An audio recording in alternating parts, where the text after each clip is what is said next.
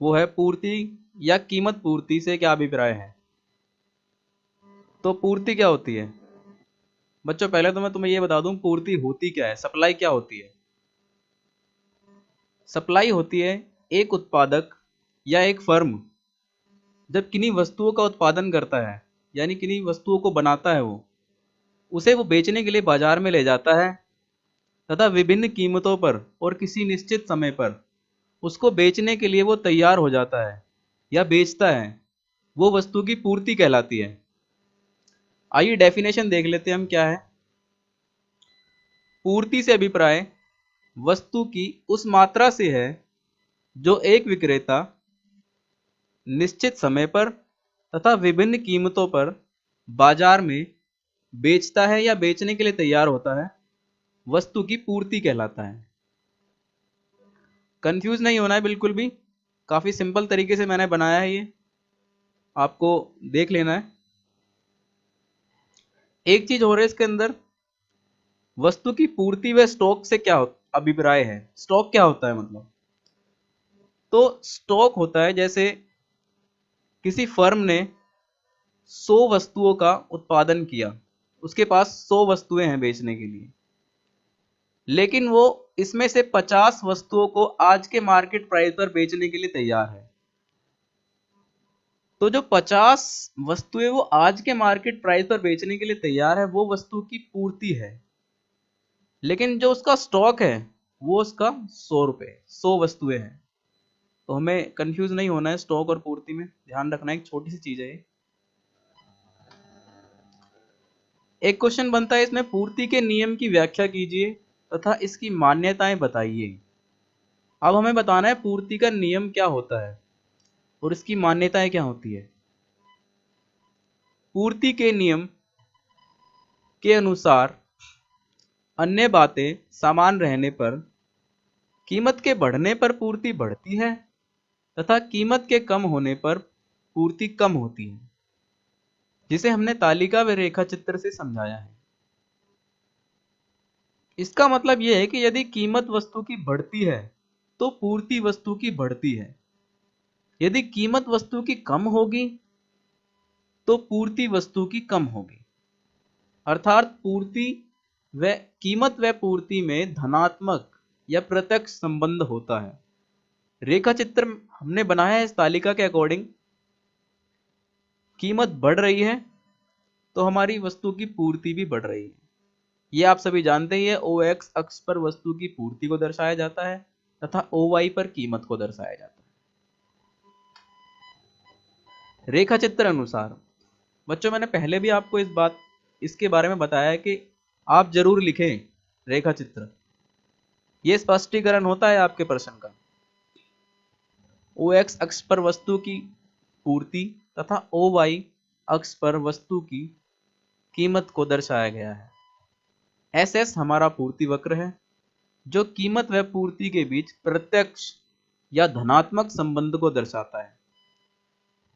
तो ये आपको नोट डाउन कर लेना है वीडियो में से देख के। पूर्ति की मान्यताएं क्या है। पहली मान्यता है संबंधित वस्तुओं की कीमत समान रहे।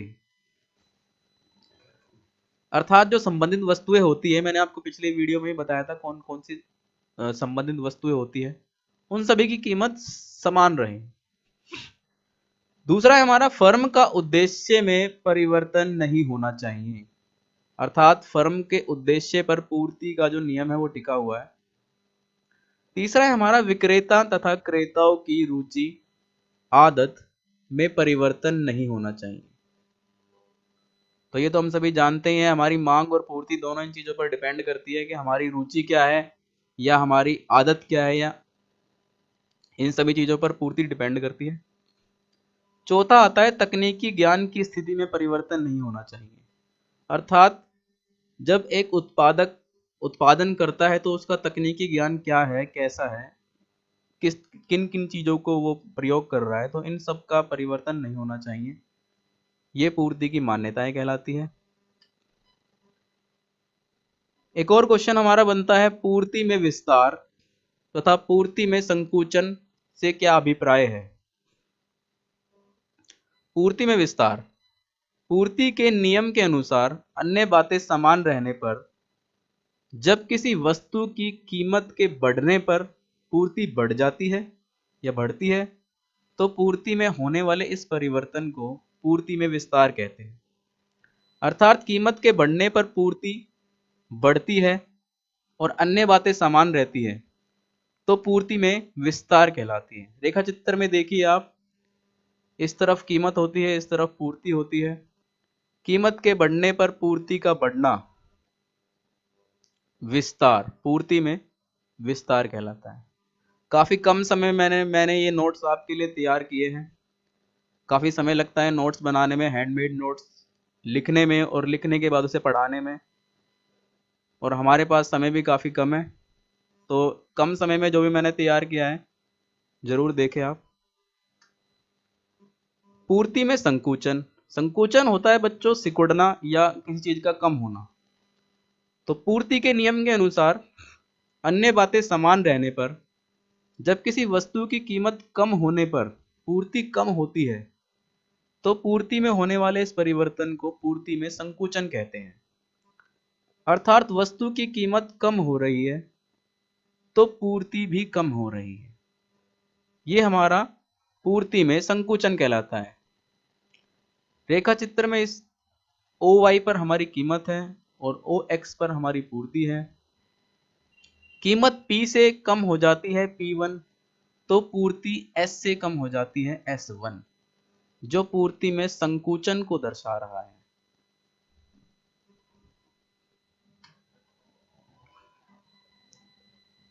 एक हमारा क्वेश्चन बनता है इसी में, पूर्ति में वृद्धि तथा पूर्ति में कमी से क्या अभिप्राय है। अच्छा, एक बात मैं आपको बता दूं, आपको कंफ्यूज नहीं होना है विस्तार और संकुचन में। इनकी डेफिनेशन आप ध्यान से पढ़ेंगे तो उनमें कुछ डिफरेंट चीज है, कुछ अलग है।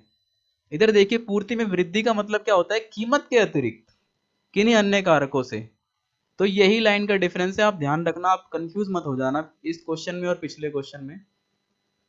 तो वृद्धि क्या है, कीमत के अतिरिक्त किन्हीं अन्य कारकों से, अर्थात कीमत के स्थिर रहने पर जब किसी वस्तु की पूर्ति बढ़ जाती है तो पूर्ति में होने वाले इस परिवर्तन को पूर्ति में वृद्धि कहते हैं।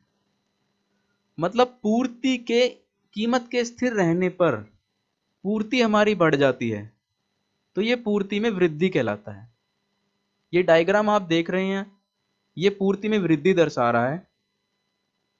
P हमारी कीमत 2 रुपए स्थिर है, लेकिन जो हमारी पूर्ति है वो लगातार बढ़ रही है, 2 से 3 हो रही है। जैसा कि मैंने यहाँ पर आपको बनाकर समझाया है, पूर्ति वक्र जो हमारा ये दाईं ओर शिफ्ट हो रहा है, यानी ये पूर्ति में वृद्धि को दर्शा रहा है। पूर्ति वक्र SS से S1 हो गया। रेखा चित्र अनुसार हम देख लेते हैं एक बार। OX अक्ष पर वस्तु की पूर्ति तथा OY पर वस्तु की कीमत को दर्शाया गया है।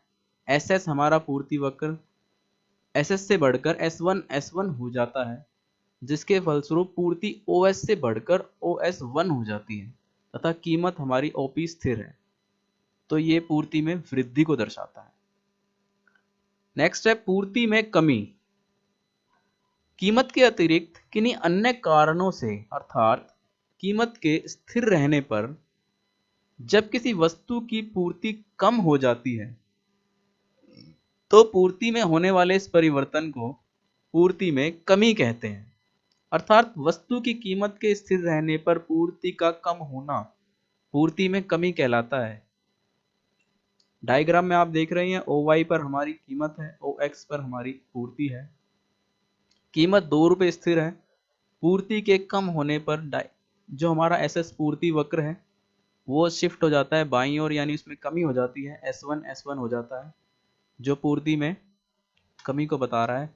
रेखा चित्र के द्वारा हम देख लेते हैं, अनुसार देख लेते हैं क्या बता रहा है हमारा डायग्राम। OX अक्ष पर वस्तु की पूर्ति तथा OY अक्ष पर वस्तु की कीमत को दर्शाया गया है।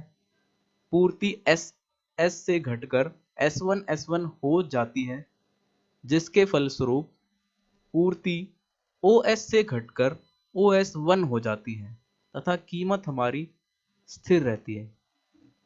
ये पूर्ति में कमी को दर्शाता है।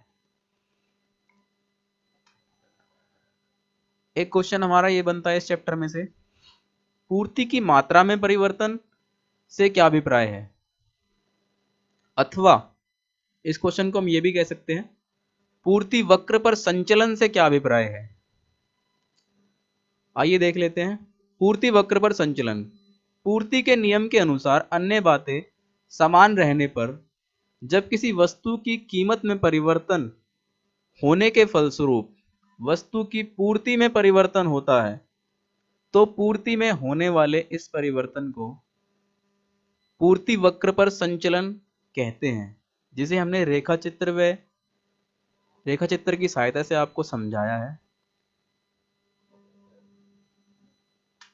ये देखिए हमने रेखा चित्र बनाया है। यहां पर कीमत के बढ़ने पर पूर्ति बढ़ती है और कीमत के कम होने पर पूर्ति कम होती है। ये पूर्ति वक्र पर संचलन कहलाता है। OY पर हमारी कीमत है, OX पर हमारी पूर्ति है। रेखा चित्र अनुसार वस्तु की कीमत को दर्शाया है। OY पर कीमत OP से बढ़कर OP1 हो जाती है तो पूर्ति OS से घटकर OS1 हो जाती है, जो पूर्ति में विस्तार कहलाती है।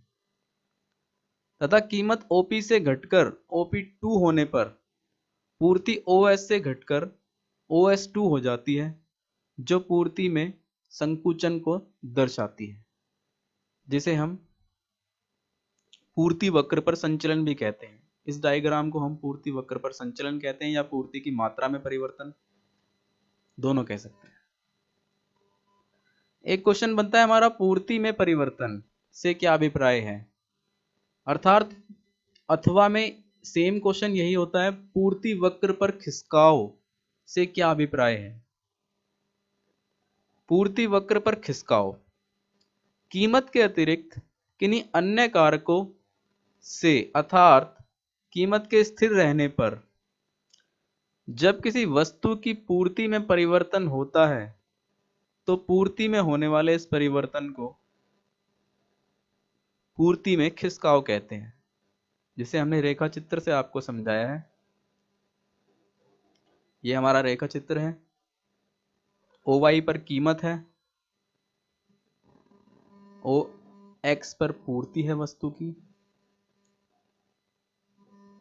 बाईं ओर पूर्ति में कमी हो रही है, दाईं ओर पूर्ति में वृद्धि हो रही है। कीमत हमारी स्थिर है, तो ये पूर्ति वक्र पर खिसकाव कहलाता है। रेखा चित्र अनुसार हम देख लेते हैं, OX पर वस्तु की पूर्ति है तथा OY पर वस्तु की कीमत को दर्शाया है। पूर्ति SS से बढ़कर S1 हो जाने पर पूर्ति OS से बढ़कर OS1 हो जाती है तथा कीमत OP हमारी स्थिर है, जो पूर्ति में वृद्धि को दर्शाती है। इसके विपरीत पूर्ति के SS से घटकर S2 हो जाने पर, ये पूर्ति वक्र की बात है, यहां पर जाने पर पूर्ति OS से घटकर OS2 हो जाती है तथा कीमत OP हमारी स्थिर है, जो पूर्ति में कमी को दर्शा रहा है। एक क्वेश्चन और बनता है बच्चों इसमें से, पूर्ति तालिका किसे कहते हैं, इसके मुख्य प्रकार बताइए। तो पहली हमारी पूर्ति तालिका बनती है व्यक्तिगत पूर्ति तालिका। किसी बाजार में किसी एक फर्म की पूर्ति तालिकाओं को व्यक्तिगत पूर्ति तालिका कहते हैं। और दूसरा हमारा बनता है बाजार पूर्ति तालिका। सभी व्यक्तिगत पूर्ति तालिकाओं का योग बाजार पूर्ति तालिका कहलाता है। अर्थात यदि हम किसी बाजार में एक व्यक्तिगत फर्म का अध्ययन करें या एक व्यक्तिगत पूर्ति का अध्ययन करें तो व्यक्तिगत पूर्ति तालिका में अध्ययन करेंगे हम, और सभी व्यक्तिगत पूर्ति तालिकाओं का योग क्या होता है, बाजार पूर्ति तालिका होता है। तालिका में देखिए आप, एक तरफ वस्तु की कीमत है, दूसरी तरफ व्यक्तिगत पूर्ति तालिकाएं हैं, A व्यक्ति है, B व्यक्ति है तथा हमारा इधर है बाजार पूर्ति तालिका। A व्यक्ति की पूर्ति तालिका है, 1 रुपए की कीमत पर उसकी 2 पूर्ति है, B व्यक्ति की 3 पूर्ति है लेकिन इनका जो जोड़ है वो बाजार पूर्ति तालिका कहलाता है। इस तरफ हमारा व्यक्तिगत पूर्ति तालिका है, वक्र है। इस तरफ हमारा बाजार पूर्ति तालिका वक्र है, जो दर्शा रहा है ओ वाई पर कीमत है, ओ एक्स पर पूर्ति है वस्तु की।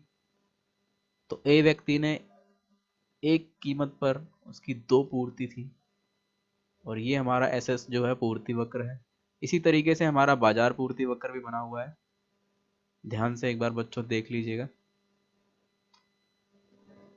एक क्वेश्चन और बनता है बच्चों इसमें हमारा, पूर्ति को प्रभावित या निर्धारित करने वाले मुख्य कारकों की व्याख्या कीजिए, या मुख्य कारक बताइए जो पूर्ति को प्रभावित करते हैं। पहला हमारा इसमें बनता है वस्तु की कीमत। पूर्ति के नियम के अनुसार अन्य बातें समान रहने पर कीमत के बढ़ने पर पूर्ति बढ़ती है तथा कीमत के कम होने पर पूर्ति कम होती है। अर्थात कीमत व पूर्ति में प्रत्यक्ष या धनात्मक संबंध होता है। दूसरा है संबंधित वस्तुओं की कीमतें। किसी वस्तु की पूर्ति अन्य वस्तु की कीमत पर निर्भर करती है। अर्थात चाय तथा कॉफी 2 स्थानापन्न वस्तुएं हैं। यदि एक वस्तु की कीमत बढ़ जाए तो उत्पादक उसकी पूर्ति बढ़ा देगा। ये पूर्ति को प्रभावित करता है। ये तो सिंपल सी बात है, सभी जानते हैं। अगर किसी वस्तु की कीमत बढ़ जाएगी तो उत्पादक क्या करेगा, उसकी पूर्ति को बढ़ाएगा ज्यादा मुनाफा कमाने के लिए। तीसरा है फर्म का उद्देश्य। फर्म सभी जानते हैं, कंपनी को बोलते हैं फर्म। यदि फर्म का उद्देश्य अधिकतम लाभ कमाना है तो वह अधिक कीमत पर ही पूर्ति में वृद्धि करेगा। जी बिल्कुल, अगर किसी फर्म को अधिक लाभ कमाना है तो जब वस्तु का प्राइस बढ़ेगा तभी वो उसकी सप्लाई देगा। अगर वस्तु का प्राइस नहीं बढ़ रहा है मार्केट में तो उसकी सप्लाई कम कर देगा। इसके विपरीत क्या होता है, यदि फर्म का उद्देश्य अपनी बिक्री को बढ़ाना है तो वह कम कीमत पर भी पूर्ति को बढ़ाएगा। अर्थात जब कोई नई फर्म आती है तो उसका उद्देश्य क्या होता है कि अपनी बिक्री को बढ़ाना होता है, तो वो कम कीमत पर भी पूर्ति को बढ़ाएगा। तो ये हमारा फर्म का उद्देश्य कहलाता है। नेक्स्ट है उत्पादन की तकनीकी। उत्पादन की तकनीकी में सुधार होता है तो पूर्ति में वृद्धि होती है तथा लागत में कमी आती है। ये तो सभी जानते हैं, अगर हम किसी वस्तु का उत्पादन कर रहे हैं और उसमें नई नई तकनीक का प्रयोग कर रहे हैं तो क्या होगा, पूर्ति में वृद्धि होगी और लागत में कमी आएगी। नेक्स्ट हमारा आता है फर्मों की संख्या। किसी वस्तु की बाजार पूर्ति उद्योगों में फर्मों की संख्या पर निर्भर करती है। अर्थात फर्मों की संख्या अधिक होने पर पूर्ति अधिक होगी और कम होने पर कम होगी। तो ये बात सभी जानते हैं, अगर फर्मों की संख्या अधिक होगी तो बाजार में क्या होगा, वस्तु की पूर्ति भी अधिक होगी, और फर्मों की संख्या अगर कम होगी तो उस वस्तु की पूर्ति भी कम होगी।